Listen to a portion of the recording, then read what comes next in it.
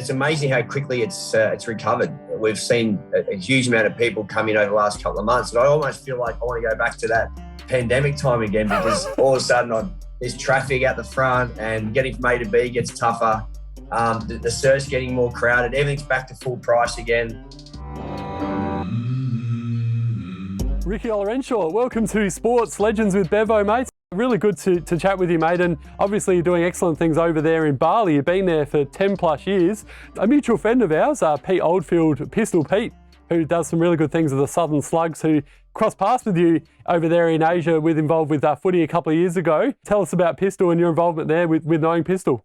Oh, mate. Thanks for having me. Yep, here in Bali and enjoying the lifestyle here. Been here for over a decade now, so enjoying the lifestyle. Good to see all the tourists coming back and seeing people starting to make $1 again, so that's great to see. And yeah, in Pistol, we've crossed paths in playing football in Asia. Keen to see him come back with his team, the Slugs, back to Bali next year. We've got the Bali Masters again in June next year, which is probably the biggest tournament in the world, which it could be. So yeah, it'd be good to see Pistol back here with his crew.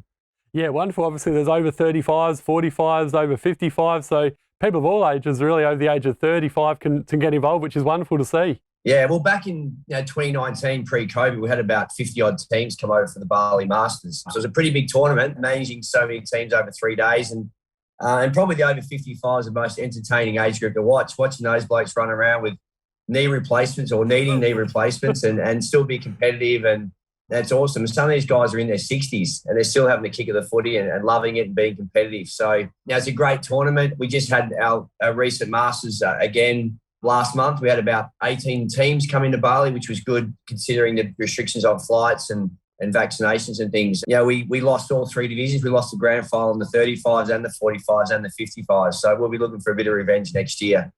Absolutely. And how did you survive, obviously, the lockdown? Because we know about everyone around the world's been doing it tough, some more than others. And Bali, and like you mentioned before, it's great to see people coming over there again now and bringing that tourism back, because we know how much of a great place Bali is and how much they love Aussies. What was it like during that period, mate? How'd you keep yourself busy?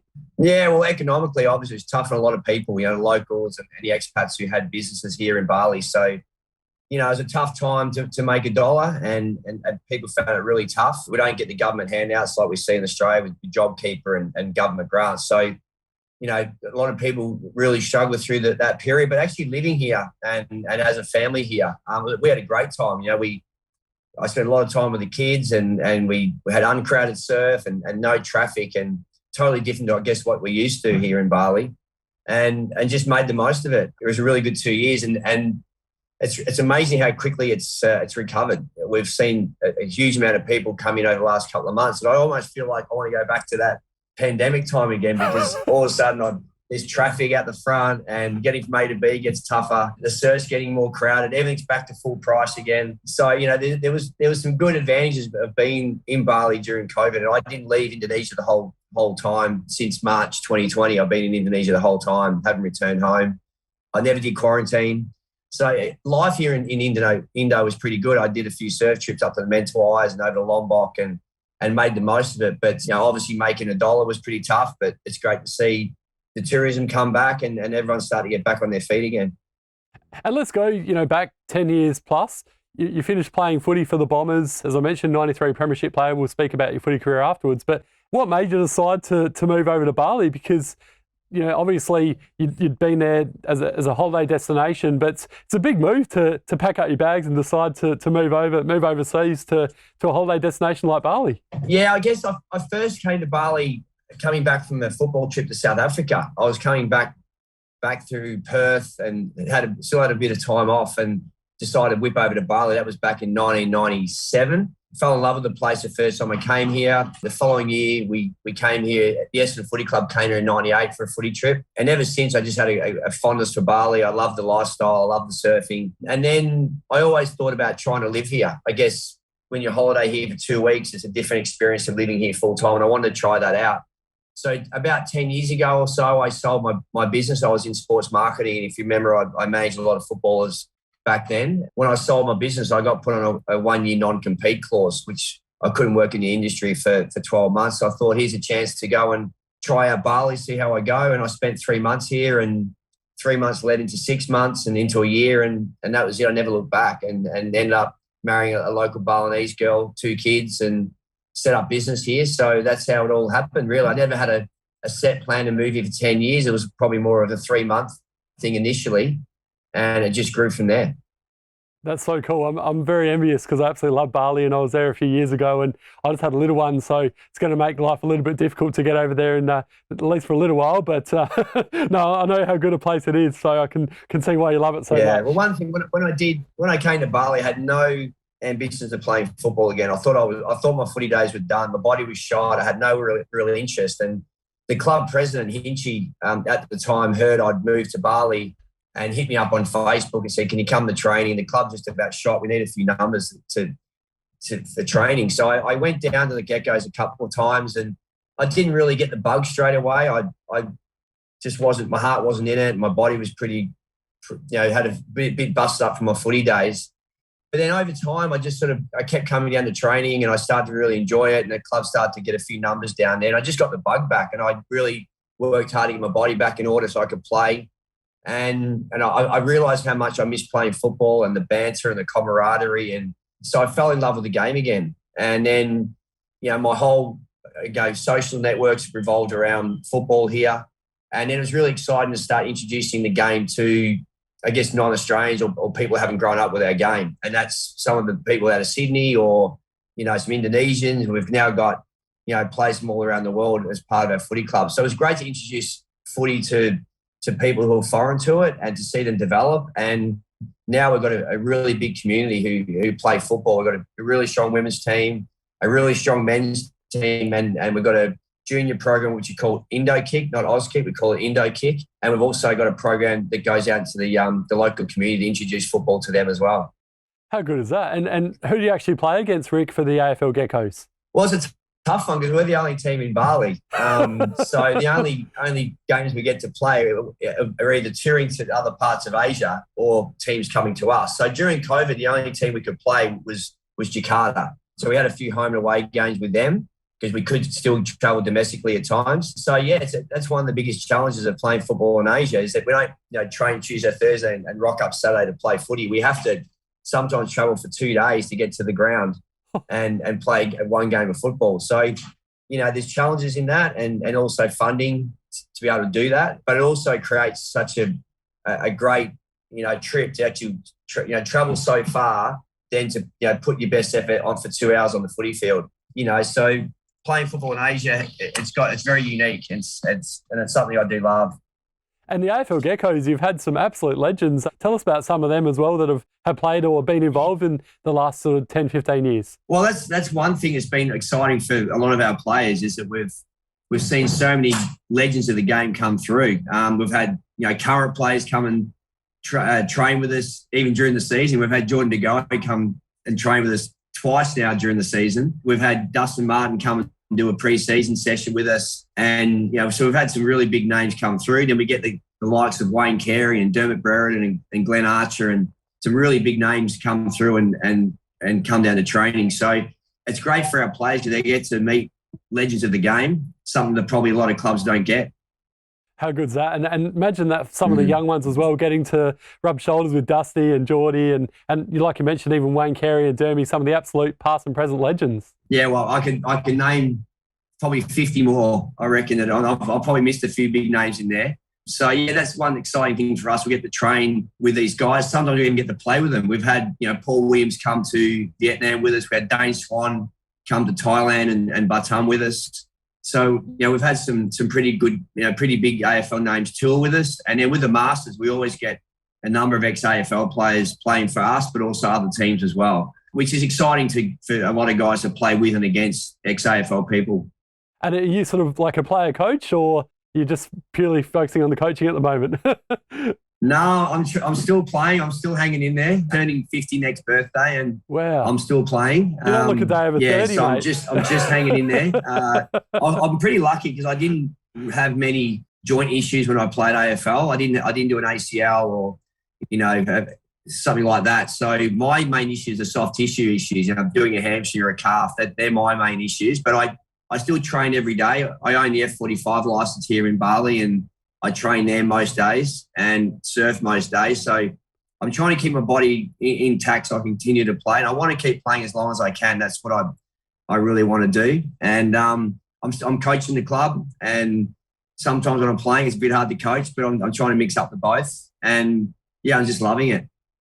And you've also got in October one of the biggest overseas women's carnivals of all time. It's Afl Tennis side, which is super exciting over there happening in Bali. Tell us more about that, Rick, and how people can get involved. Yeah, well, just a step back, we launched our women's team, I think it was 2018, 2019. It's been amazing how many women have joined our team, and the demographic between the men and women are so different. Our women's squad has such a broad demographic of backgrounds. We've got Irish players and Canadians and Americans and touch rugby players from New Zealand. So we get a broader demographic join our women's team. Pre-COVID, we were planning to host a tournament here, and obviously that got scrapped because COVID hit. So in October this year, the 1st of October, we're going to launch our first women's tournament, which obviously the Bali Gecko women's team will be hosting. So we're just looking for teams to come over and join that. It's only a tennis side on a smaller pitch, and we're just looking to get a tournament going with a handful of teams initially and make it an annual event, bit like our Bali Masters tournament in June with the men. We started with, I think, 3 teams 10 years ago, and now we've got 50 teams. So the plan this year is to get a handful of teams over to Bali to play in a tens tournament and then make that an annual event and grow it from there. And that's going to help, football in Bali, but also throughout Asia, especially with the women's football. I hope you got plenty of water and plenty of ice vests over there, mate, because it gets extremely hot during the day in Bali. Yeah, it does. It does get warm. But one thing about playing in Asia, it is pretty hot. But I find your body is more suited to play in the hot conditions than the cold conditions. If you asked me to go and run a lap in Melbourne in July, I don't reckon I could do it. But the warmer conditions do help the body in some way. And we do keep our games pretty short. Like in the Masters, the games are only 2 by 10-minute halves. So you get plenty of rest in between. But yeah, it's a great environment. We're actually developing a new ground here in Bali, which overlooks the ocean. It's great surface, and we're hoping one day to have our own full-size football ground to be able to host games and tournaments. And what's it like living in Seminyak, one of obviously the best parts of Bali? Well, it's getting busy, I tell you. Traffic's back and there's plenty of people around. So, the bintang singlets are out and the braided hair, that's all starting to come back pretty quickly. And some other areas have really boomed, like, Chungu's now crazy, out of control, busy. Bingon's getting that way up in the bucket. So, yeah, it's an interesting place to live when you've got to try and live here and work here. And every night's a Saturday night in Bali. Every night I get a message from someone who wants to go and have a beer, sunset beer, or go to a party. And in terms of lifestyle, you've got to be pretty disciplined, because otherwise you could end up drinking every night of the week. I just got a message from David Grenvold, who I played in the Essendon Premiership with back in '93. He's just landed. He's, mate, what time are you up for a beer? And that happens almost every second day. Someone arrives and wants to have a beer. It is tough on the body sometimes. Well, as you just mentioned, at 1993, let's go back there, Ricky, because obviously one of your proudest moments of your footy career, winning that 93 flag with what they call the Baby Bombers. Let's go back and reminisce about that, what that day was like, and winning the premiership against the odds. Yeah, it was against the odds. We weren't thought about as being premiership contenders, probably up until middle of 1993. At that point in time, I was just happy to get a game. I wasn't thinking much about finals or playing in premierships. I was just happy to get a game each week. And then we got to the finals, and I think we finished on top. So I actually said to my dad as we entered the final series, if I win a premiership, can I get a tattoo? And he just thought, mate, you're getting ahead of yourself, son. You're miles away from winning an AFL premiership. Let's just focus on next week. But that's sort of the first time I thought, maybe we can win, win the flag. So yeah, obviously, the Adelaide Crows game, the prelim, we were down by 7 goals. I thought my chances of playing the grand final were pretty slim at that point. We got past them. And once we got past the Crows, we always thought they were probably the best team in it that year. Once we got past the Crows, I always felt like we could beat Carlton. And we went in with a lot of belief. And we played in front of big crowds all year, so we felt really well prepared. And I know we were termed the Baby Bombers, but we did have a really strong list of older players, experienced players. We had a few stars, obviously. We had some pretty big names in that team, but we had some really good, experienced soldiers as well. And then we had the flair of the younger guys like Hurd and McCurry and Mercedes, these sort of guys, and Wanganeen, obviously. So, yeah, it was a good mix of players, and it was a dream come true, obviously, to win the flag that year. And I know this is going to be a tough question. It's almost like asking who your favourite kid is, but who was the best that you played with at the Bombers? Probably surprised a few people with my answer, but I think Mark Drew is the best player I ever played with. On his day, he was just unbeatable. You couldn't match up with him with in the air. You couldn't match up with him on the ground. And when he was on, and we probably didn't see the best of Mark for a long time because he did have a few injuries, but he was the best player I'd played alongside. And Michael Long's final series in '93 was just unbelievable. He was one of the ones that got us to that flag. And then we didn't see the best of Michael after that because he did his knee in the pre-season of '94, which pretty much derailed our whole season after that. But Michael Long at that point he was a Dustin Martin of the AFL at that point in time. And unfortunately, that knee injury, I think that we never saw the total best of Michael for a long period of time. But at that point in the final series, it was pretty amazing to be out there beside him to watch. And who would have been your toughest opponent during your footy career, Rick? Oh, it's a big question, and you're probably surprised to hear that. But I played with a bloke called Sean Simpson at Geelong, and he kept me to 4 possessions on a Friday night in front of a big crowd. Definitely a low light of my life. And now Sean and I have become friends because his sister lives here in Bali, and she's now business partners with my wife, and her husband is so Sean's brother-in-law is my best mate. That's amazing. Every time I see Sean, it just brings me back nightmares about that night at MCG. It would have been around about 97, I think it was. I could not get near it. He just completely blanketed me out of the game. In terms of players that were really tricky to play on, like Main Waring, Matera, they were really tough opponents as well. Nathan Buckley, I played a number of times. He was obviously always difficult. But, yeah, there's probably the best bloke I saw play, I would have to say Gary Ablett and Wayne Carey were the 2 players I thought as an opposition player were outstanding. And I remember that game where Gary Ablett kicked 14 goals in a losing team against us and Salmon kicked 10 down the other end. That was a pretty amazing game to be part of. And to watch Gary Ablett live, from close range, kick 14 goals in a losing team was something out of the ordinary. Those were the glory days. Of course, we had Lockett and Modra as well. And, yeah, with kicking many bags of goals and got so many guys who kick over 100. And now you don't even see blokes kick 70 or 80 in the season. So, yeah, well, the game's changed a bit. Full forwards just can't stand the goal scorer anymore. They've got to, defensively transition and run down the ground. So the game has changed. But talking about I mentioned Crows before, and you just mentioned Modra. We used to call the Adelaide Crows the 4 M's. If you can keep the 4 M's down, then you'll win the game. Do you reckon you know who those 4 M's are? Modra McGuinness, McDermott, and I can't remember the 4th. Maynard. Oh, was the other one. Rocket Maynard. Yeah, Maynard. Oh, so when we statistically look at the Crows, if those 4 fire, you can't beat them. So we called them the 4 M's. The 4 M's. Oh, there you go. And what about great Sheeds? Because I've had him on Legends with Bevo before, and we know how much of a character he is with his waving the scarves, and the list goes on with the traditions that Sheeds brought up over the years. But what was he like as a coach, and did you cop some sprays from him, Rick? Oh yeah, I guess I've copped sprays from most of my coaches over the period, but the best one I copped from Sheeds was after that '96 loss to Sydney in that prelim. I copped an almighty spray that night. He actually apologised to me at the 25-year premiership reunion. So he must have stewed on it for a long period of time and thought maybe I was a bit hard on Rick that night, but that was the biggest spray I ever copped.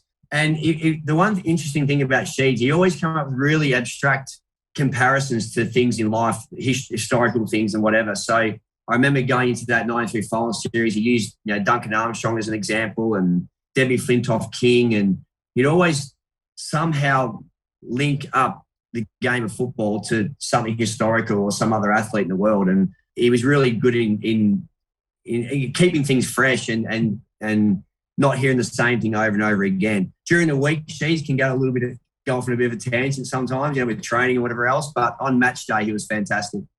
And obviously we know how good his record was as well and how much of a genius he was, but perhaps a couple of more ideas in terms of what outlandish things that Sheeds did when you were sort of under him as a coach. Yeah, he did a few things that back in '93 or in that '90s era where you thought that's so weird, that's so abstract. But then you see it happening now in current day football, flooding and rotations and all those things we just accept now as being normal.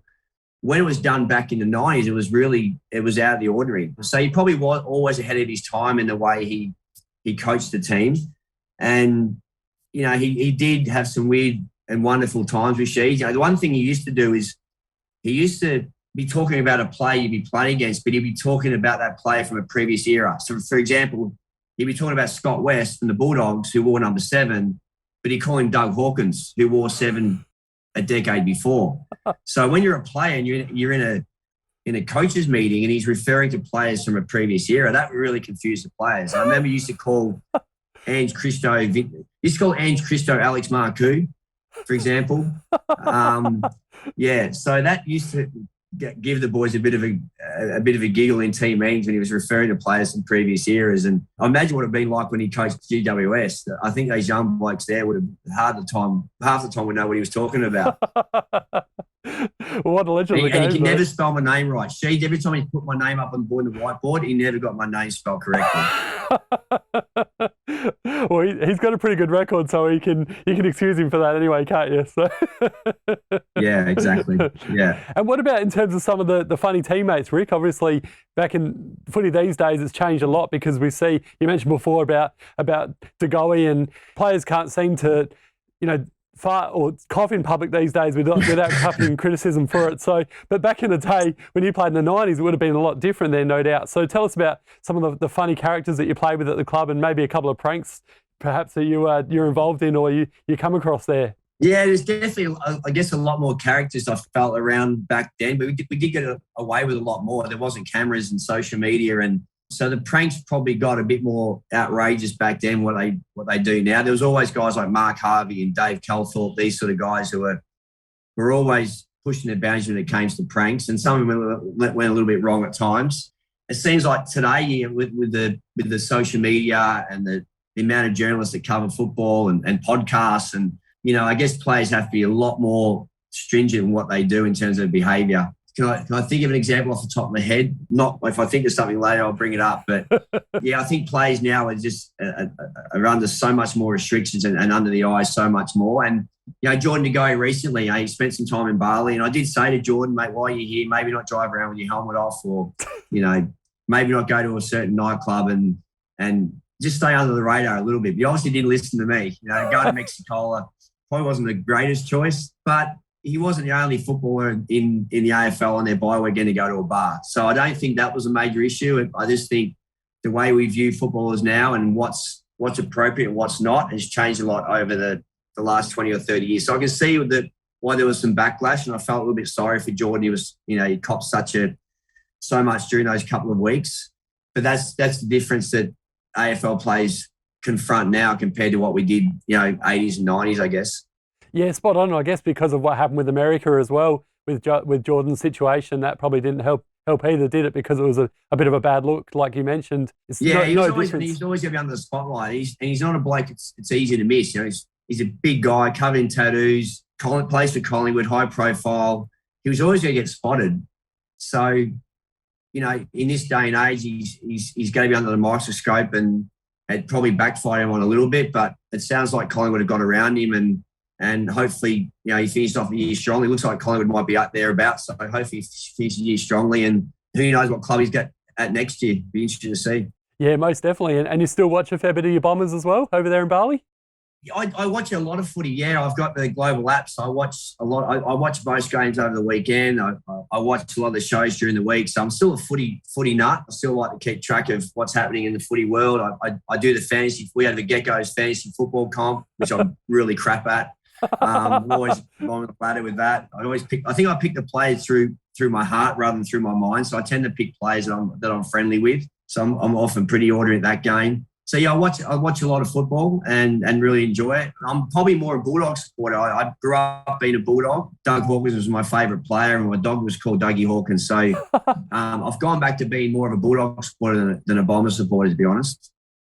And you've sort of been back. I know you mentioned before you haven't been back since the pandemic, but plans to go back to Victoria and catch up with some friends and family in recent times, or? Not while it's cold, mate. One of the reasons I moved to Bali because I hated cold weather. I hated surfing in cold water. So I don't have any, immediate plans to get back. Plus, Bali's starting to rebound, and I've got a lot of business interests here in Indonesia, not only Bali but also Jakarta.